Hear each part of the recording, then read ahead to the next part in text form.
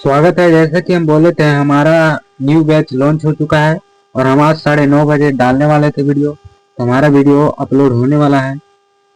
तो हम बोले थे कि इकोनॉमिक का आपको ऑब्जेक्टिव एंड सब्जेक्टिव रिवीजन करवाएंगे। तो हम कुछ ऑब्जेक्टिव लेके आए हैं जो आपको जानना चाहिए और ये एग्जाम में आते भी हैं।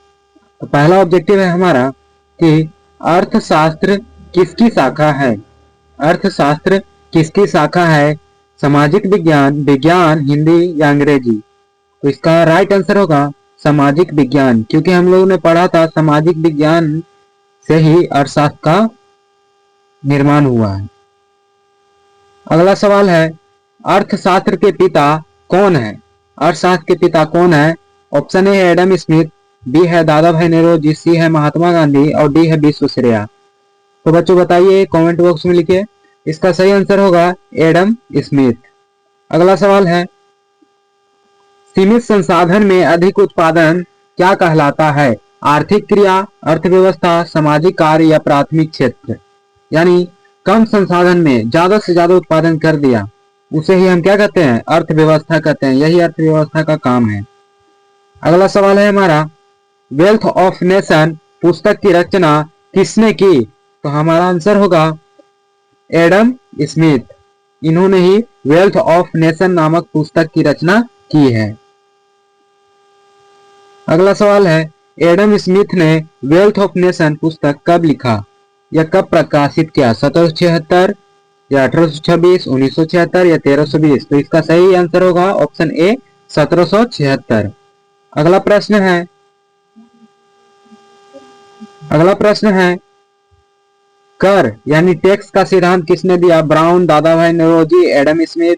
तो इसका सही आंसर होगा option C, option number C. इसका सही एंड करेक्ट आंसर होगा ऑप्शन नंबर सी। अगला सवाल है, भारतीय अर्थशास्त्र के जनक कौन है? चाणक्य, कौटिल्य, विजय गुप्त या सभी?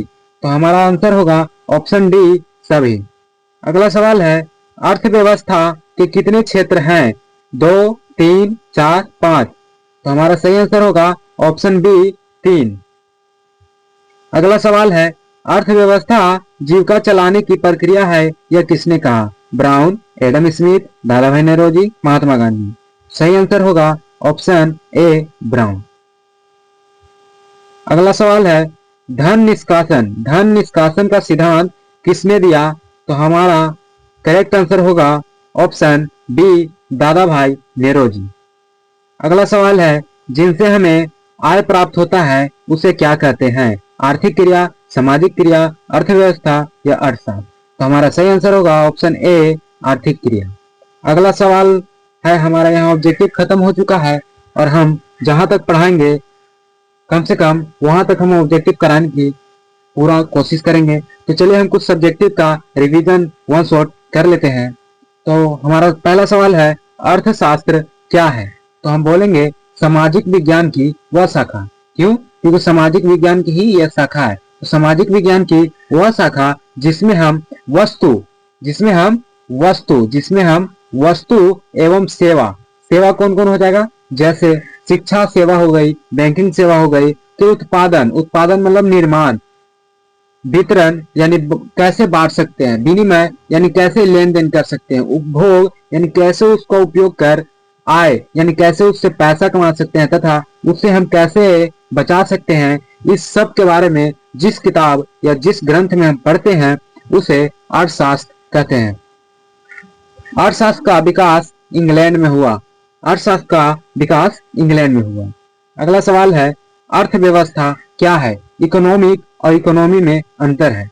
तो सीमित संसाधन यानी कम संसाधन में अधिक उत्पादन करना ही क्या कहलाता है? अर्थव्यवस्था जिस देश का अच्छा होगा वह देश विकसित कहलाता है। जैसे अमेरिका का अर्थव्यवस्था बहुत अच्छा है, जिस कारण वो विकसित देशों में है। अगला सवाल है हमारा, अर्थशास्त्र के पिता किन्हें कहा जाता है? तो ऑप्शन इसका सही है एडम स्मिथ। एडम स्मिथ का पुस्तक वेल्थ ऑफ नेशन 1776 में प्रकाशित हुआ था। कब हुआ था? प्रकाशित हुआ था 1776 में। नाम है वेल्थ ऑफ नेशन, याद रखिएगा। इसका हिंदी पूछेगा तो राष्ट्र का धन यानी देश का धन। एडम स्मिथ ने ही कर यानी टैक्स का सिद्धांत दिया था। टैक्स वही जो हर चीज में आजकल लगता है। अगला है कि भारतीय अर्थशास्त्र के जनक चाणक्य, कौटिल्य, विजय गुप्त को कहते हैं, यानी तीनों भारतीय अर्थशास्त्र के जनक हैं। अगला है, यह सभी अर्थशास्त्री नामक पुस्तक लिखी है जिसका उपयोग प्रशासन के लिए यानी शासन चलाने के लिए किया गया है।